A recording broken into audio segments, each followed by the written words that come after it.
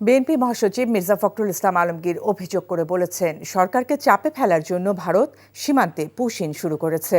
শুক্রবার রাতে ঠাকুরগাঁওয়ে নিজ বাসায় স্থানীয় আলেমদের সাথে মতবিনিময় সভায় তিনি একথা বলেন। ডক্টর মোহাম্মদ ইউনূস অল্প সময়ের মধ্যেই যতদূর সম্ভব দেশটিকে ভালো করার চেষ্টা করছেন, সেই সাথে একটি সুষ্ঠু নির্বাচন দিবেন বলেও আশা প্রকাশ করেন তিনি। নির্বাচনে গুরুত্ব তুলে ধরে ফখরুল বলেন, জনগণের ভোটের মধ্য দিয়ে প্রতিনিধিত্ব হলে তারাই জনগণের দুঃখ কষ্ট বুঝবে, আর যদি ওপর থেকে চাপিয়ে দেওয়া সরকার হয় তারা মানুষের কষ্ট বুঝবে না। জোর করে ঢুকে দেওয়া হচ্ছে বাংলাদেশে। সেই কবে হয়তো কেউ গিয়েছিল, তাদের আত্মীয় স্বজনরা বা ছেলেমেয়েরা কেউ ছিল, তাদেরকে ধরে এখন আবার এখানে ঢুকে দেওয়া হচ্ছে। এতদিন এইগুলো তারা করে নাই।